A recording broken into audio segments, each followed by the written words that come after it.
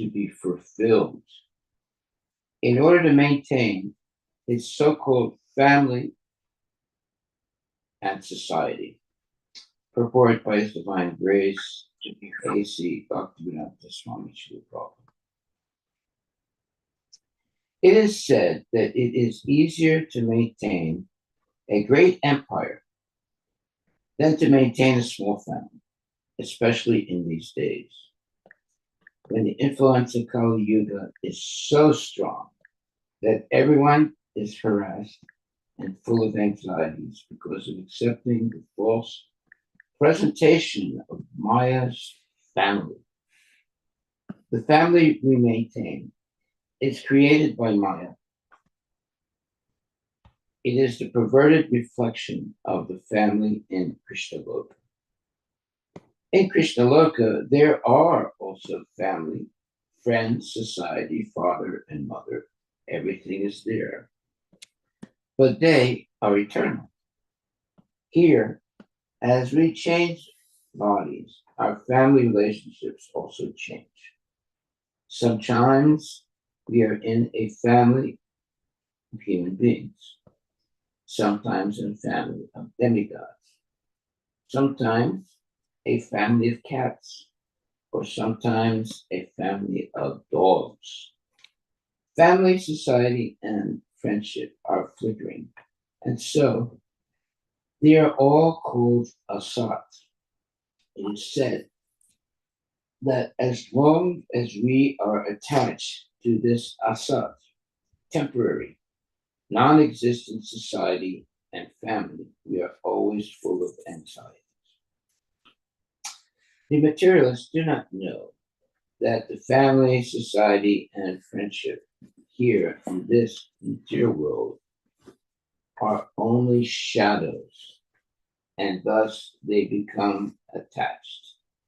Naturally, their hearts are always burning, but in spite of all inconvenience, they still work to maintain such false families because they have no information of the real family association with Krishna.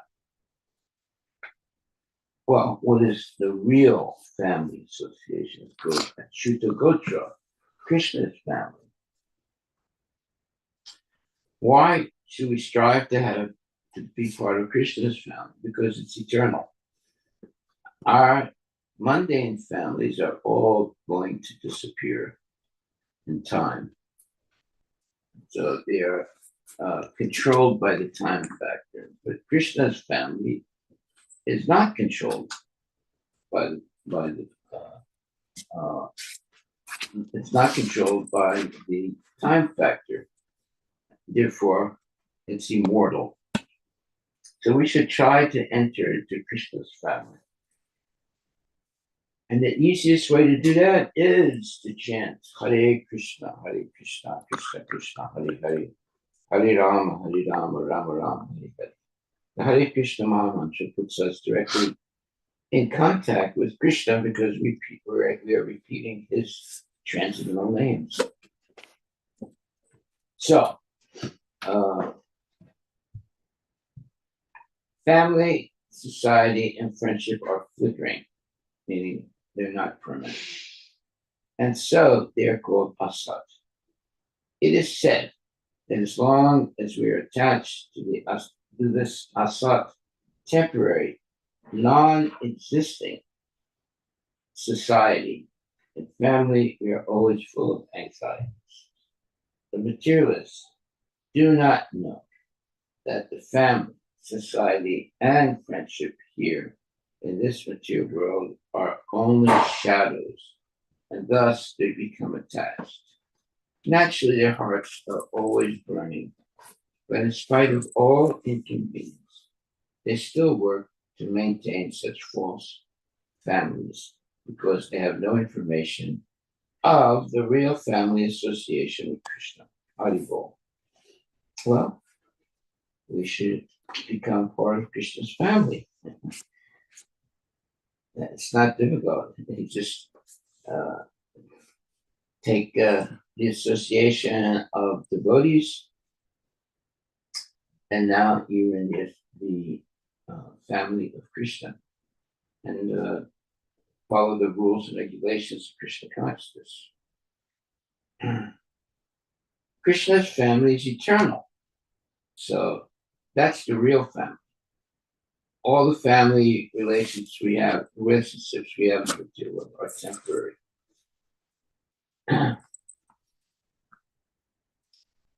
Even dogs and cats have families. So we don't want to have a family like a dog or a cat. We want to have the eternal family of Krishna.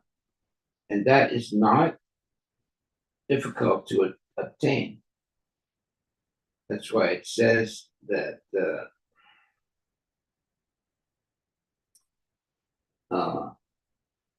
simply by chanting Hare Krishna Maha Mantra and practicing Krishna consciousness in the association of devotees, we enter into Krishna's family. And the mundane family is called asat, because it's going to be temporary. Krishna's family is eternal. So if you want to have a nice family, enter into Krishna's family.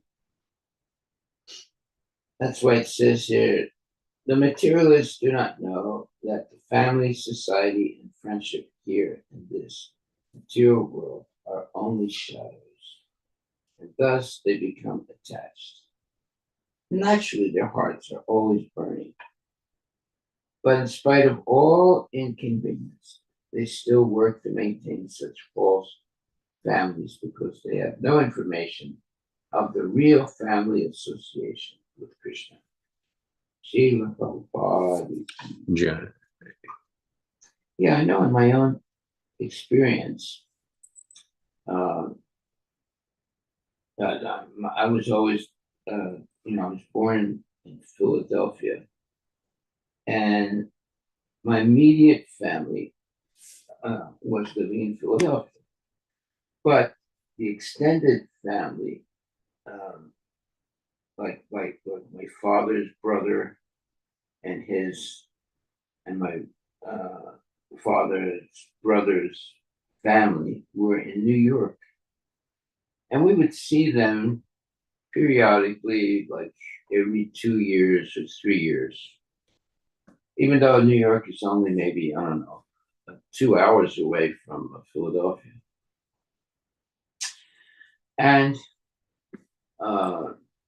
then eventually, people die, and all the family, relatives, one by one, they are taken away by Yamaraj, and all of a sudden, there's no more family. So that's what happened to me. And then I understood, this whole idea of family is a temporary thing. It's not really going to help us understand how to free ourselves from the cycle of birth and death. Now, if I want to see my family now,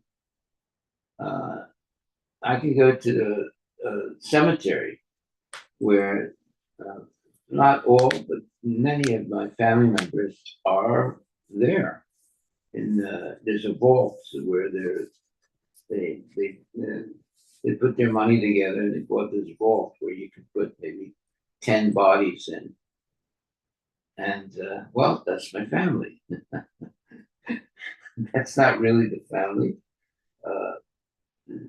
The real family is Achyuta Gotra, Krishna's family, because that's eternal. So we should, and believe me, I have much more, let's say, happiness in Krishna's family than in my mundane family. So we're very fortunate to be able to engage in Achyuta Gotra, Krishna's family, which is eternal.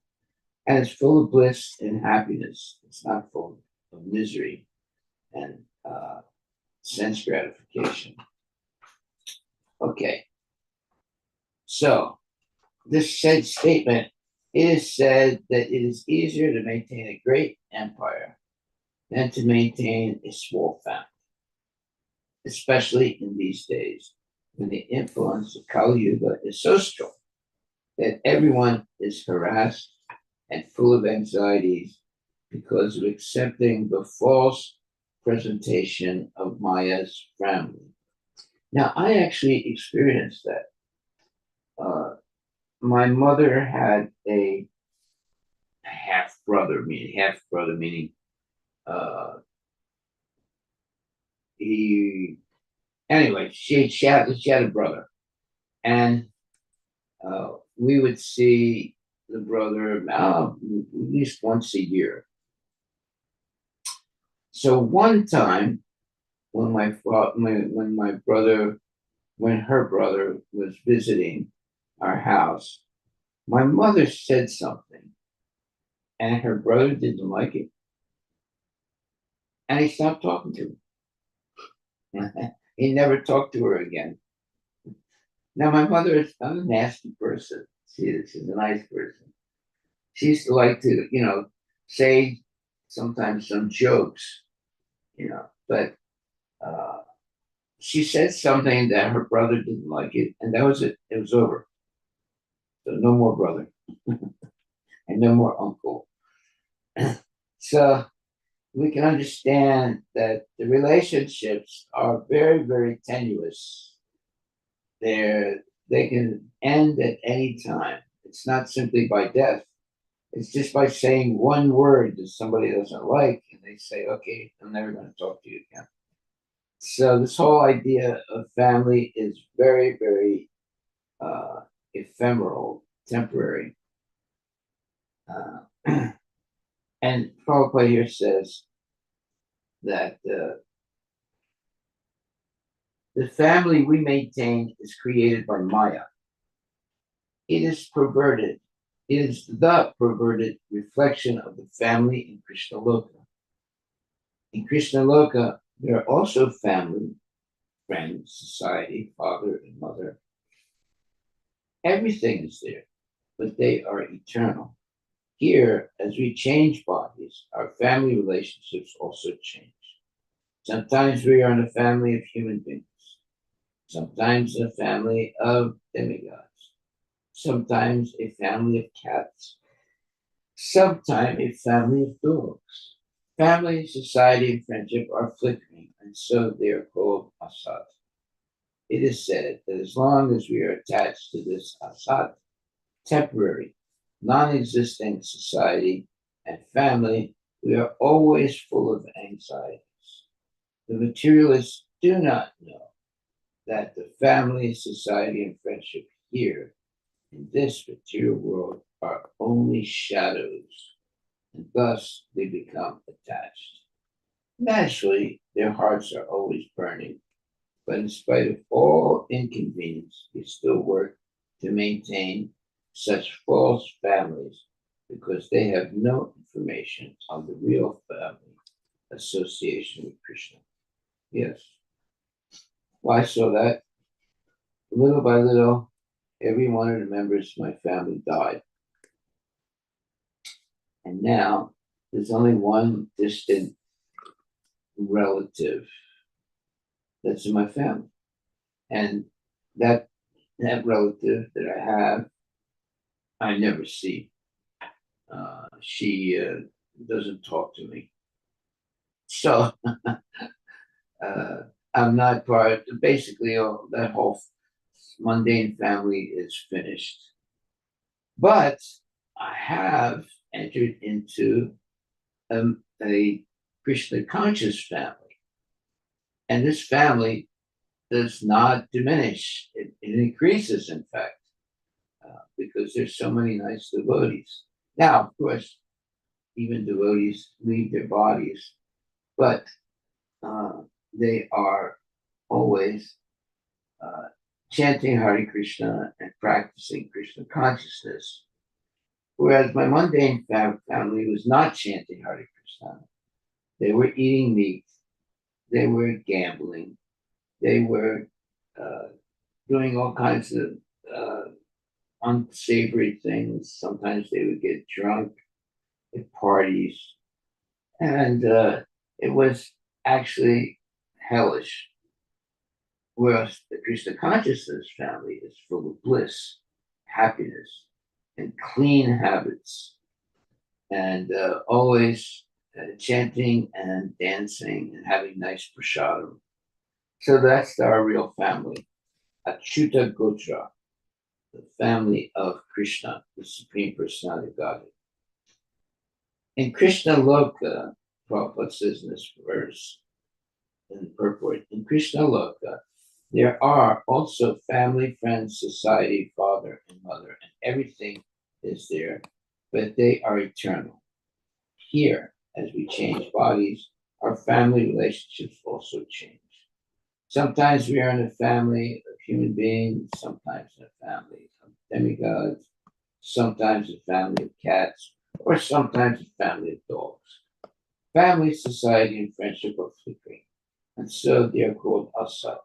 It is said that as long as we are attached to this asat, temporary, non-existing society and family, we are always full of anxieties. Now, that's a fact. The materialists do not know that the family, society, and friendship here in this material world are only shadows, and thus they become attached.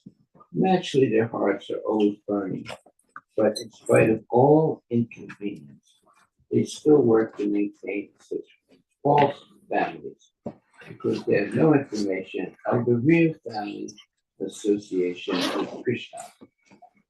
Srila Prabhupada ki Jai. Hare Krishna. Hare Krishna, Krishna Krishna, Hare Hare, Hare Ram, Ram Ram, Hare Hare. Okay, so now we will go to Canto 3, Chapter 30, and verse number 8. And it says, he gives heart and senses to a woman who falsely charms him with Maya. He enjoys solitary embraces and talking with him, and he is enchanted by the sweet words of the small children. Purport by his divine grace. Family life within the kingdom of illusory energy, Maya, is just like a prison to the eternal living entity. In prison, a prisoner is shackled by iron chains and iron bars. Similarly, a conditioned soul is shackled by the charming beauty of a woman, by her solitary embraces and talks of so-called love, and by the sweet words of his small children. Thus he forgets his real identity. In this verse, the words Strinam, Asatinam indicate that womanly love is just to agitate the mind of man. Actually, in the material world, there is no love. Both the woman and the man are interested in their sense gratification. For sense gratification, a woman creates an illusory love, and the man becomes enchanted by such false love and forgets his real duty. When there are children, as the result of such a combination, the next attraction is to the sweet words of the children, the love of the woman at home, and the talk of the children make one a secure prisoner, and thus he cannot leave his home. Such a person is termed in Vedic language as Griha Medi, which means one whose center of attraction is home. Mihasta refers to one who lives with family, wife, and children, but whose real purpose of living is to develop Krishna consciousness. That's Grihasta. One is therefore well, in other words, there's Grihamedi, and there's the Grihasta. So then it says that the Grihamedi is one whose center of attraction is home. Grihasta refers to one who lives with family, wife, and children, but whose real purpose of life is to develop Krishna consciousness. One is therefore advised to become a Grihasta and not a Grihamedi. The Grihasta's concern is to get out of the family life created by illusion and enter into real family life with Krishna, whereas the Grihamedi's business is to repeatedly chain himself to so-called family life in one life after another and perpetually remain in the darkness of Maya. Well, therefore, we should want to enter into Krishna's family, which is eternal, Achyuta Gotra, and associate with other liberated souls. So the seminal family is not the real family.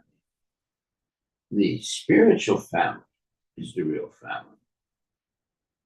Why? Well, the seminal family is going to disappear as time goes on. But the spiritual family is eternal. So that is what we should aim for.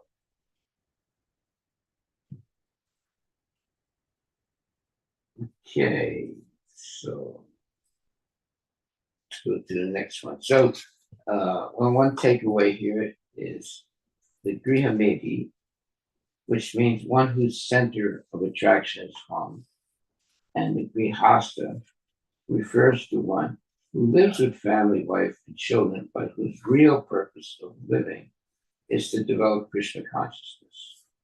One is therefore advised to become Grihasta and not a Grihamedi. Grihasta's concern is to get out of the family life created by illusion and enter into real family life with Krishna, whereas the Grihamedi's business is to repeatedly change himself to so-called family life in one life after another and perpetually remain in the darkness of Maya. Very nice statement by Prabhupada. Okay, Canto 3, Chapter 30, and now text 9. The attached householder remains in his family life, which is full of diplomacy and politics, always spreading miseries and controlled by acts of sense gratification. He acts just to counteract the reactions of all his miseries. And if he can successfully counteract such miseries, he thinks that he is happy. And this is a really wonderful verse. Let's see what the purport says. In the Bhagavad Gita, the personality God in himself certifies the material world as an impermanent place that is full of miseries. There is no question of happiness in this material world, either individually or in terms of family, society, or country. If something is going on in the name of happiness, that is also illusion. Here in this material world, happiness means successful counteraction to the effects of distress. In other words, it's not real happiness. It's just like a man who has shoes that are too small for his feet. So why did he get shoes that were too small for his feet? Well, when he went to buy a pair of shoes, they didn't have his size, but the size that he liked was smaller than his foot, but he bought it anyway because of his false ego. But it would all, his feet would always be pinched by the smallness of the shoe that he bought, and all day long he'd be walking around with that shoe and with his shoes on, and it was uncomfortable. But when he would get home, the first thing he would do is take off his shoes, and then he would say, "Ah, it feels so good." So because of the vanity, the illusory, let's say, vanity of a person, they purposely will buy a shoe, even though doesn't fit his foot properly, out of vanity because they like that model, but there's no shoe in his size. So he buys the smaller size of the shoe that is what he's attracted to, but then it just suffers. So in this way, because of false uh, ego, people unnecessarily suffer, and the false ego is developed by as soon as we are born into a family, we get the false ego. We develop the false ego. This is my mother, this is my father, this is my brother, these are my people. And uh, uh, uh, this is my house, this is my car. Everything is my. Uh, I, me, and mine. That's the material life. I, me, and mine. So here it says, in Bhagavad Gita, the Personality himself certifies the material world as an impermanent place that is full of miseries. This is what Krishna is saying. He's certifying the fact that the material world is impermanent and it's a place of misery. So if someone says, "Oh, I'm so happy, my life is so wonderful," they're in complete illusion because the material world is an impermanent place that is full of miseries. There's no question of happiness in this material world, either individually or in terms of family, society, or country. If something is going on in the name of happiness, that is also illusion. Here, in this material world, happiness means successful counteraction to the effects of distress. That means it's not real happiness. They're just counteracting the effects of distress. And the material world is so made that unless one becomes a clever diplomat, his life will be a failure. Not to speak of human society, even a society of lower animals, the birds and bees, cleverly manages its bodily demands of eating, sleeping, and mating. Human society competes nationally, or individually, and in the attempt to be successful, the entire human society becomes full of diplomacy. Yeah, what was your question, Abhi? So when you said if one says, this my life is super good, then that's illusion. What if he's saying that because he's in Krishna consciousness? Is that still illusion? Well, Krishna consciousness is different because if we're practicing Krishna consciousness correctly, we're in Krishna's family. Okay, so what is the difference between Krishna's family and our material family? Well, everyone in our material family is going to die. We're also going to die. But in Krishna's family, everyone's eternal. So you might say, well, wait a minute, I mean, my father was a devotee, but he died, just like my neighbor's father, who wasn't a devotee, he also died. So what's so special about being Krishna conscious? Well, the difference is in Krishna consciousness, one does not die in ignorance. They die thinking of Krishna and they go back to Godhead, where there's no more birth, death, old age, and disease. But the mundane people, they're not Krishna conscious. So when they die, they take birth again in the material world. And they'll get no guarantee on what type of body they're going to have next. They can end up with a dog's body or a cat's body. So the real, let's say, correct decision that we have to make in our life is to become a serious devotee and practice Krishna consciousness. That will put us in a position of becoming liberated from the cycle of birth and death.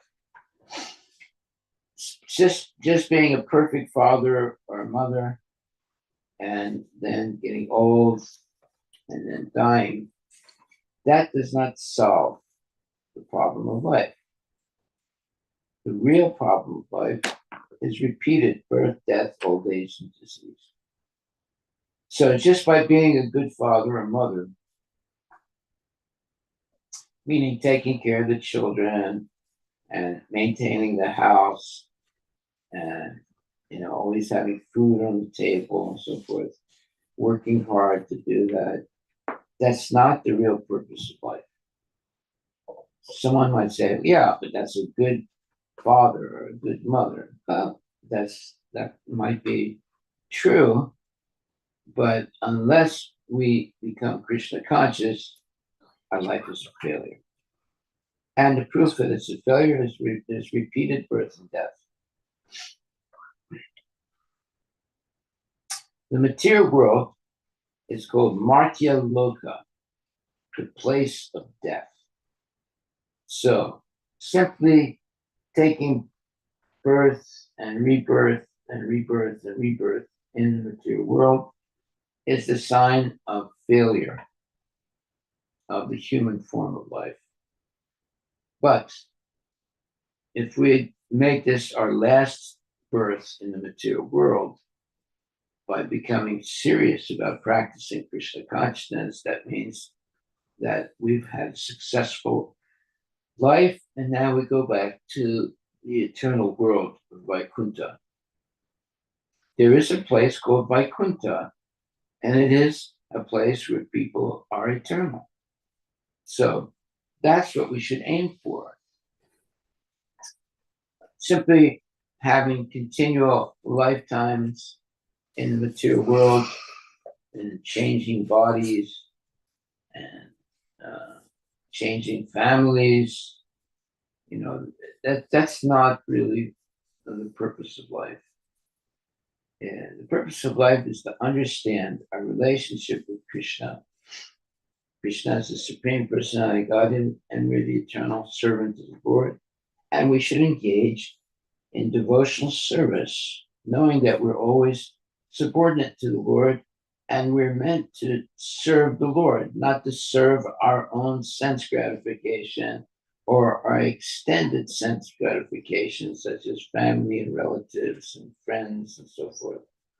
Our real purpose should be to develop Krishna consciousness and get out of this cycle of birth and death. In the spiritual world, you don't have cycles. Why? Because you don't have a material body. The material body is always going through cycles.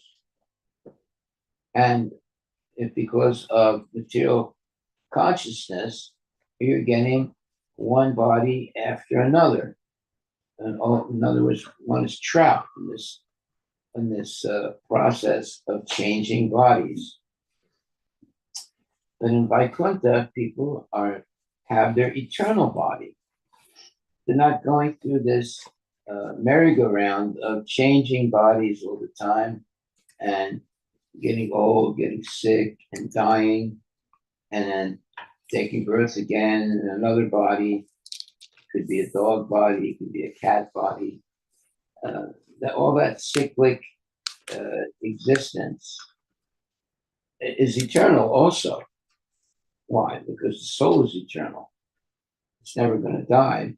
But that means you can stay in the material world eternally and go through a merry-go-round of different bodies. There's 6 million. There are 8 million, over 8 million different bodies that you can have in the material world. So that's not success.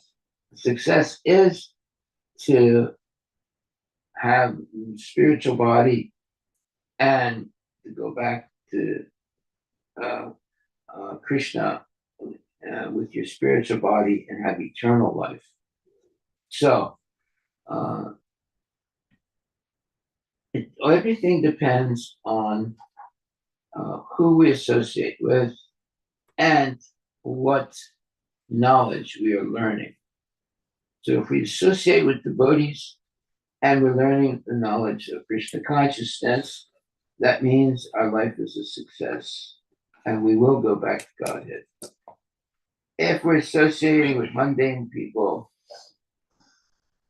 always thinking about making money and spending money and houses and cars and sense gratification, that is a dead end. That means we get stuck in a cycle of birth, death, old age, and disease. That's a dead end.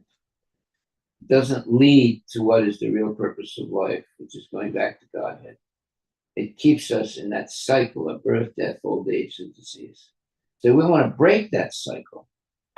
We want to go back to the spiritual world where there's no more birth, death, old age, and disease. Otherwise, we're caught in the cycles of material nature. And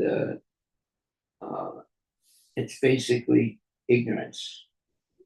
Because of ignorance, one stays in the cycle of birth, death, old age, and disease. Yes, Mr. Abi. So when you go to Vaikuntha, Yes. so you told how Srimad Bhagavatam says that like you might have 2 arms like Krishna or have four arms like Krishna. Do you get to choose that or do you just like come like that? Well, it's all the people on Vaikuntha have 4 arms. And the people in Goloka have 2 arms? Goloka is where, well, no. Okay. You can mostly have 4 arms, but you can also have 2 arms.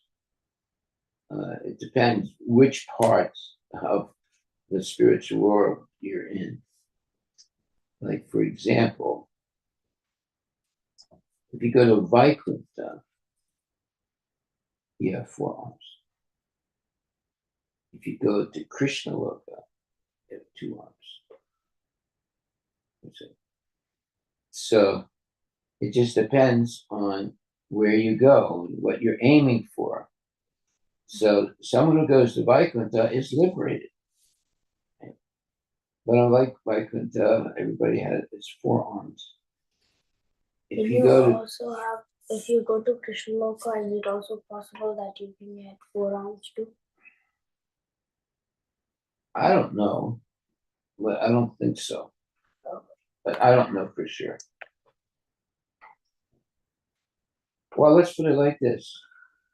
How many arms does Krishna have? 2. Yeah, but he can also have 4. He can also have 50, But in Goloka Vrindavan, all the people have 2 arms. And so if we play in Vaikuntha, they have 4 arms. Okay. So depending on who we pray to, we get liberated in that specific demigod or God or Lord planet. So if we go to Krishna Loka because we're worshiping Krishna, then we get 2 arms. If we worship Vishnu, we get 4 arms because we go to Vaikuntha. Okay. So is that how I can think about it like that? Yeah. Okay. My vision. Regarding the happiness, most of the time see the happiness is equivalent to sukha. Whenever Prabhupada writes happiness is equivalent to sukha. Sukha and dukkha. Sukha and dukkha. Happiness My and distress. understanding of sukha is always been material comforts. It's called sukha. Yeah. And then while growing up, the translation of happiness we used to call ananda. But ananda is real, which is a primary quality Because of it's eternal. eternal. And also, Krishna always recommends peace. Definitely, we have to be shanti. Definitely, we can get shanti here. We can get ananda here. Mhm. We can be santushta and satisfied, Mhm. which are favorable for the living soul here. But it's only the sukha, which is translated to happiness, that is what? that is illusory here. Thinking that life is comfortable. Well, it depends. And look, if your happiness is cars, houses, family, all those things, it's illusory, Mm. and it's all going to come to an end. Mm. But if your life is full of devotional service to Sadhana. please the deities, to chant, to dance, have prasadam, avoid the association of non-devotees, which is very important. That's how you recognize who is a devotee and who's not a devotee. Mhm. A devotee will always avoid the association of non-devotees and always seek out the association of genuine devotees. So, There is always a confusion of this. A lot of people say they are happy. I feel like sometimes there is getting confused between different states. well, there's material happiness and there's spiritual happiness. The material happiness is always temporary. Sukha, that's Spiritual comforts. happiness is eternal. So eternally, we're doing the same thing. We're chanting, we're dancing, and we're feasting. But we're not getting bored by doing it because Spiritual happiness. everything is expanding in the spiritual world. Right? That's the 4th dimension. Everything expands. Mhm.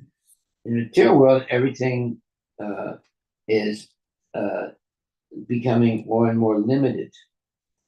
And therefore, the happiness is limited, the lifespan is limited, everything is limited. So there's not real happiness. There's just little, let's say, spurts of happiness. But most of the time, it's all misery. Like, let's say you go to a wedding, and everybody seems to be happy in the wedding. And then the next day, you have to go back to work again, and it's not a wedding anymore. The wedding is over now. So, maybe every 3 years or 5 years or 10 years, you might go to a wedding and everything seems to be happy. But the rest of your life is a monotony of boredom and work and misery. So a Krishna conscious person,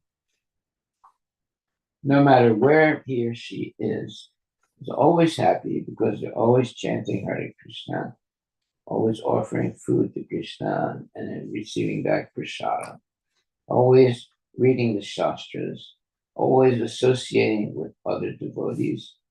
And in other words, it's a spiritual life as opposed to a material life.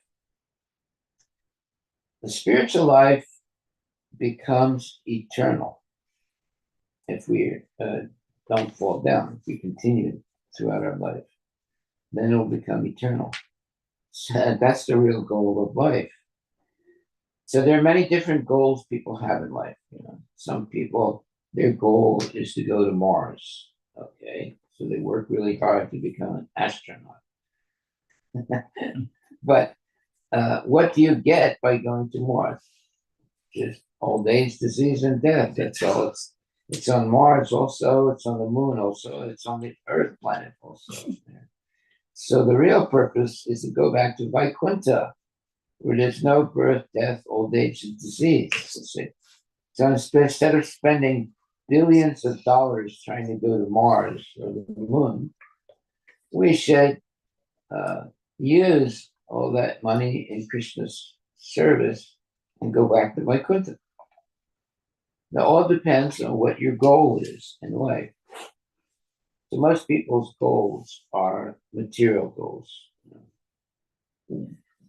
Is that going to help you to go to the moon or go to Mars? Is that going to really help you in your life? No, it's not. Not at all. You might have a little badge saying, "Oh, I'm an astronaut and I went to the moon," but you're still subject to birth, death, old age, and disease, right? But if you become a devotee your whole life and you engage in devotional service, and at the moment of death, you go back to the spiritual world, which is eternal, then you understand, aha, I did the right thing. I made the right decision. But becoming an astronaut to go to another planet, that is not a real achievement. That's ignorance.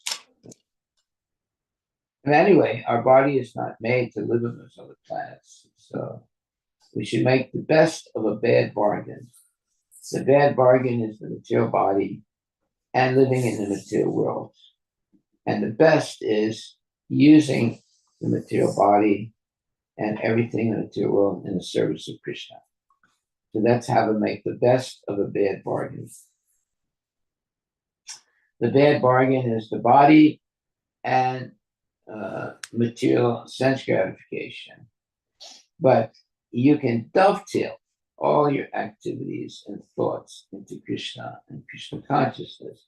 Now, even though you have a temporary body, even though you have, let's say, different miseries or different problems with the body, still you're happy because your consciousness has become purified. So everything depends on the consciousness that we have. So if we're watching movies, we're watching pornography, we are associating with materialistic people, we're smoking, we're eating meat, that's hell. We're already in hell. However, if we are associating with devotees, always chanting, dancing, and hearing Bhagavad Gita, Srimad Bhagavatam, now we're in heaven. Not heaven, we're in the spiritual world. Heaven is also in the material world. Above, way above heaven, is the spiritual world. So that's what we should aim for. But we can experience the spiritual world here in this material world. Why? Because we're actually, wherever we are geographically, does not determine who we are. We are determined by what we do. So if we are engaged in Krishna consciousness in Siberia, we're a devotee. If we engage in sense gratification in New York City, we are karmic, right?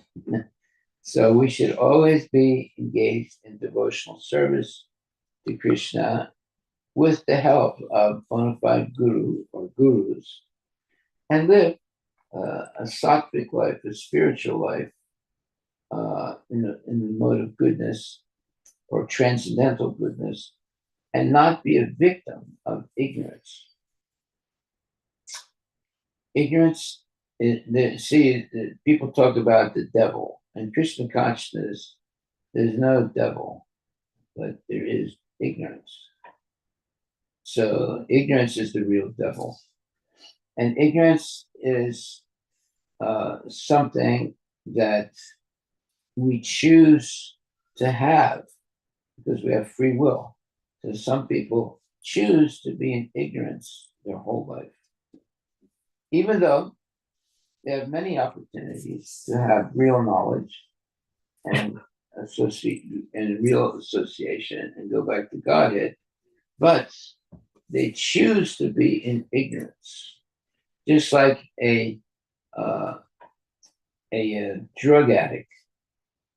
He chooses to take drugs every day.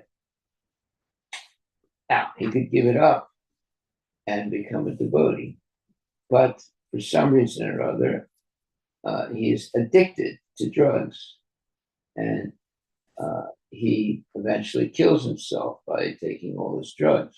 Like my father, he never stopped smoking cigarettes. Even after he got cancer, he still smoked. And of course, he died miserably, suffering. It took him 9 months of suffering, and then he died. But he never gave up smoking. So the lungs are not meant for smoke. They're meant for having oxygen. So if a person is dumb enough to smoke and put smoke into their lungs, that means they are really stupid, and that it's only going to cause misery. Therefore, if we follow the regulative principles that we promise to do at the moment of initiation. So what are the 4 regulative principles that we promise? And the guru will say, okay, what are the 4 regulative principles you're going to follow? No meat eating, no gambling, no illicit sex, no intoxication. And what are the things that you're going to do?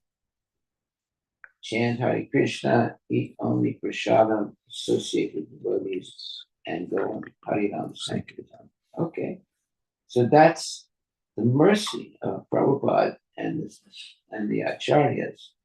They have given us the right knowledge so that we can have a simple, happy life and go back to the spiritual world.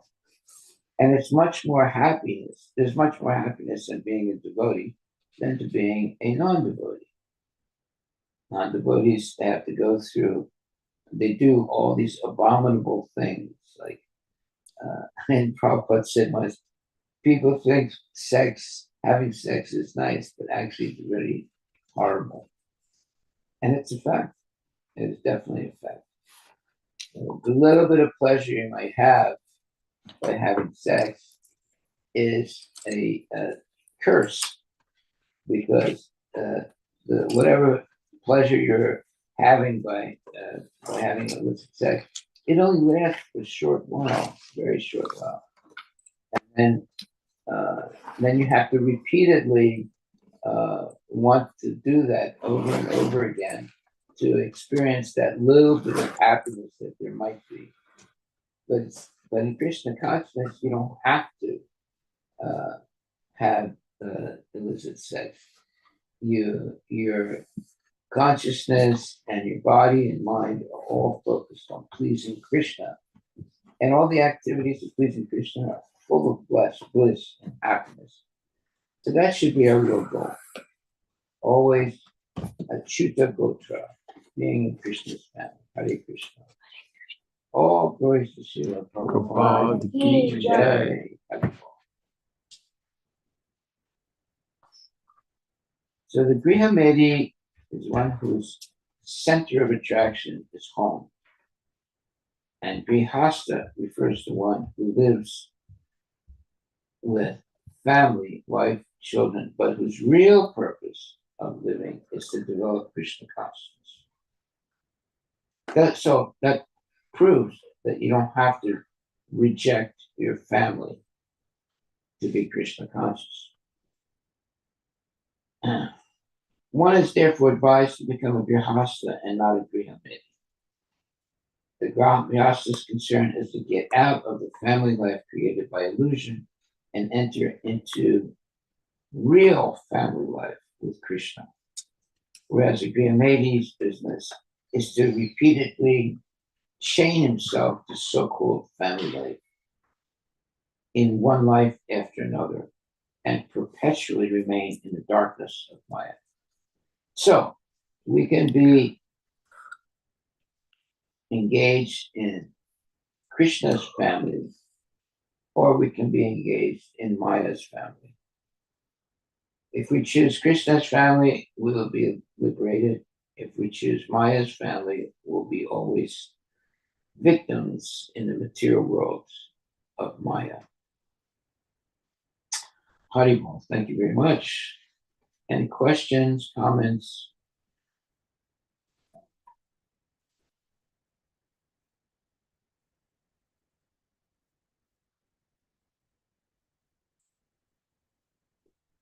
So our takeaway is, and from this purport, Canto 3, Chapter 30, verse number 8. The Grihasta's concern is to get out of the family life created by illusion and enter into the real family life with Krishna. Whereas the Grihamades business is to repeatedly chain himself to so-called family life in one life after another and perpetually remain in the darkness of Maya. So in both positions, spiritual life or material life, there's going to be family. But family in spiritual life is full of Krishna consciousness, and the family in material life is full of sense gratification and forgetfulness of Krishna.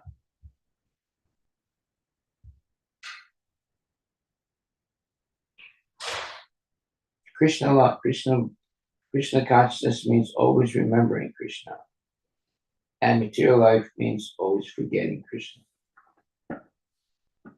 Harivilas.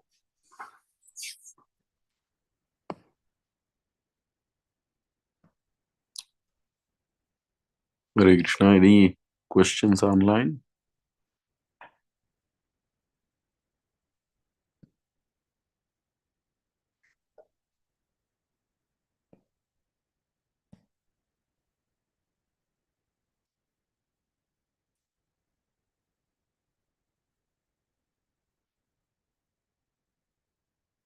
Okay.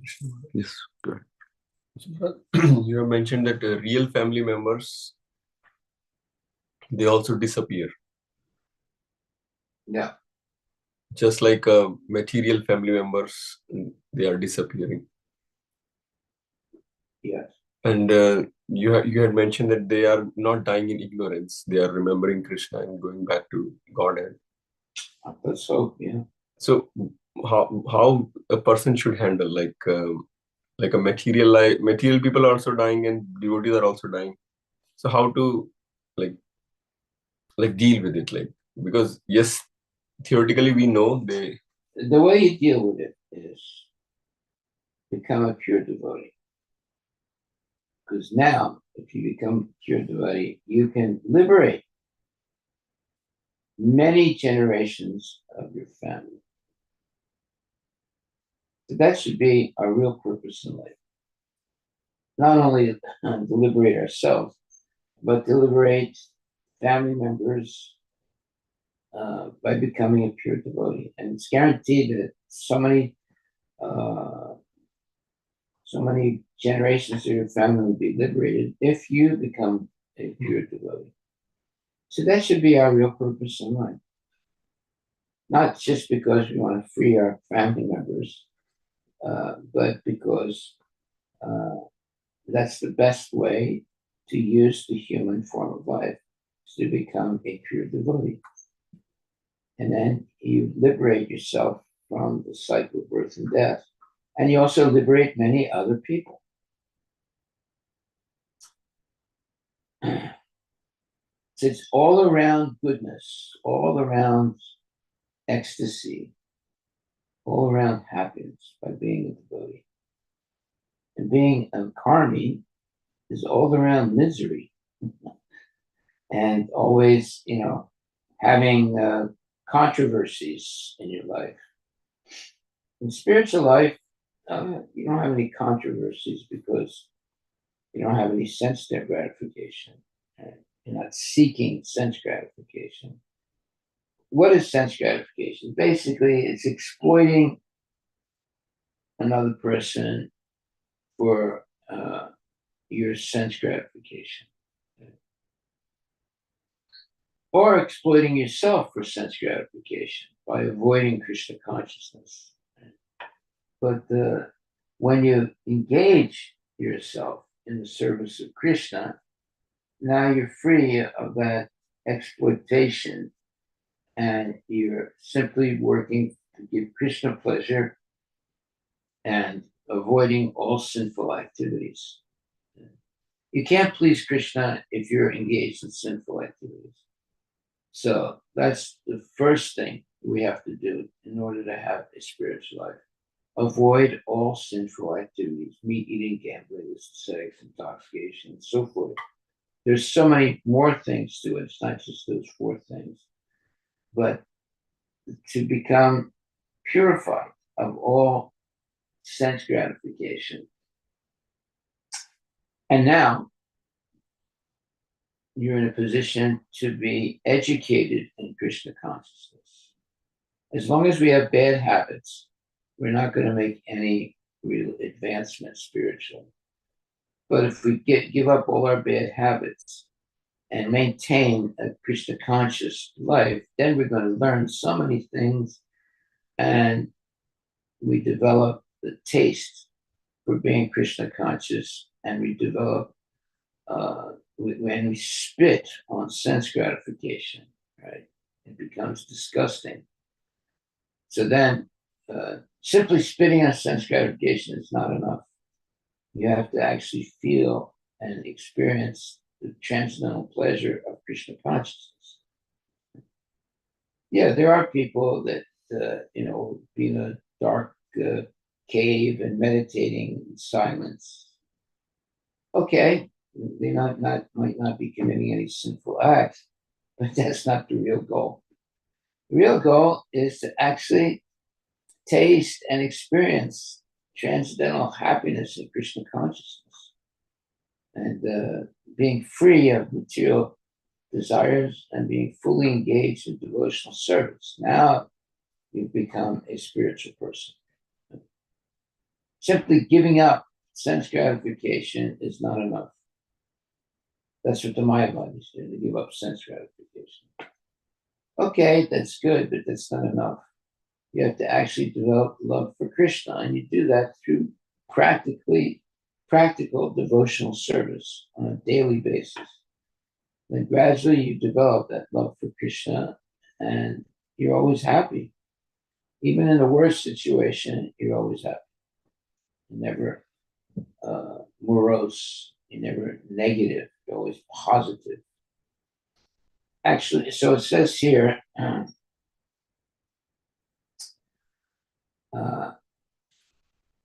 the attached householder remains in his family, which is full of diplomacy and politics, always spreading miseries and controlled by acts of sense gratification. He acts just to counteract the reactions of all his miseries. And if he can successfully counteract such miseries, he thinks that he is happy. That is a very profound verse explaining the life of the Griha Medi, the sense gratifier. Okay, we'll stop there. Let's think about that. We'll go over that again tomorrow.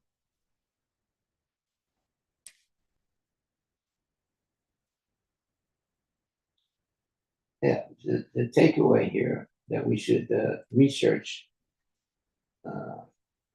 says, in the attempt to be successful, the entire human society becomes full of diplomacy. We should always remember that in spite of all diplomacy and all intelligence in the struggle for our existence, everything will end in a second. by the supreme will.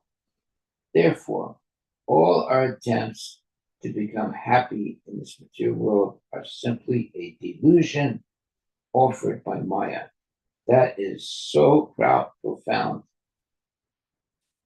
So diplomacy, that means like, we're trying to get education so we can make money, and we are very clever and are able to control other people,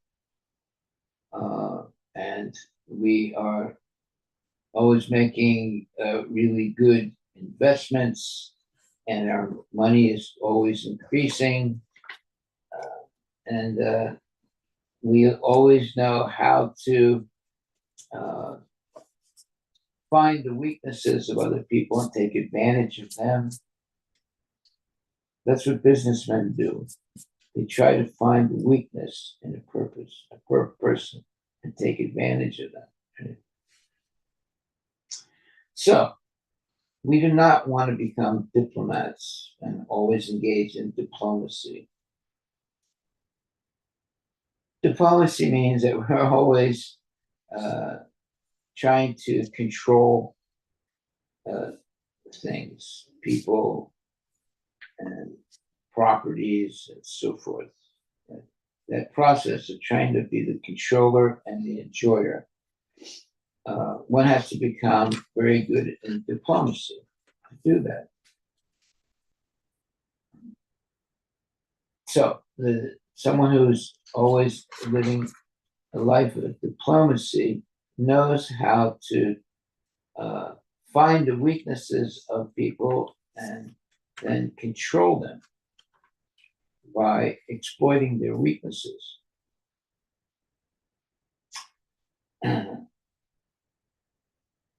That should be that's what you would call sinful activity, when you try and control people by taking advantage of their weaknesses. So, therefore, a rich man always tries to control people by money. And they think that they're doing good to people by doing that. But actually, they're not doing good to themselves, and they're not being good to the people that they're trying to control with money. And people fall into that trap to become, a follower of a rich man. So the rich man gets richer, and the poor man gets some, let's say, benefits, but at the same time, they lose any possibility of becoming Krishna conscious, because the rich man is going to exploit them for sense gratification. They're not really making any spiritual advancement in a situation like that. And there was once a poor man. He was sadhu, and some rich man came and said, "Look, why don't you come and live with me in my palace, and I will all serve you very nicely." And the sadhu said, "I don't need to live in your palace. I'm very happy living here under this tree. So thank you very much, but no."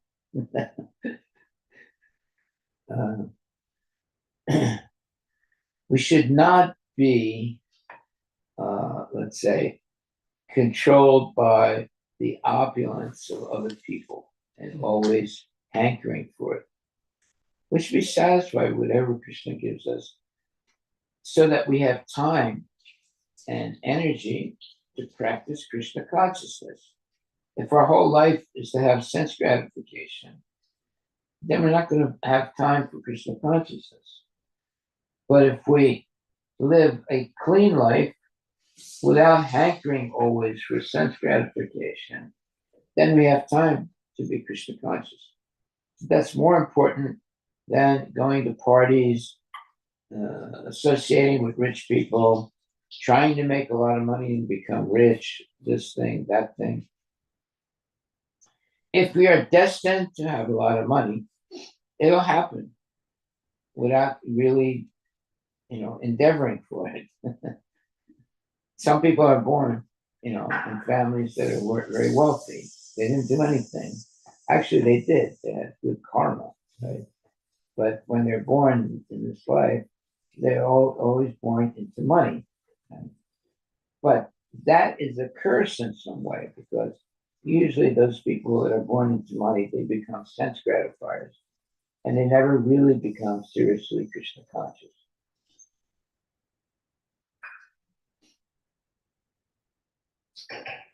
Oh, okay. All glories to Srila Prabhupada. So we are going to start tomorrow. Canto 3, chapter 30, verse, text number 10. We finished It'll be verse number 9? Or no? 8, Maharaj. Oh, we finished 8. 8. Okay. So 9 we will start, So Maharaj. on 9, we'll start tomorrow. Okay, thank you very much. Hare Krishna. Hare Krishna. So our takeaway is, one is therefore advised to become a grihasta and not a griha maiden. So the grihasta is someone who is married, who has family life, wife, children, but whose real purpose of living is to develop Krishna consciousness. And the griha maiden means one whose center of attraction is home, family, and sense gratification. So both the grihasta and the griha maiden can have families, but the grihasta is dedicated to developing Krishna consciousness, and the griha maiden is dedicated to have sense gratification. There you go. That's our takeaway. Haribol. Hare Krishna. Thank you, Srila Prabhupada. Bhagavad Gita. Without Srila Prabhupada, we would be completely lost.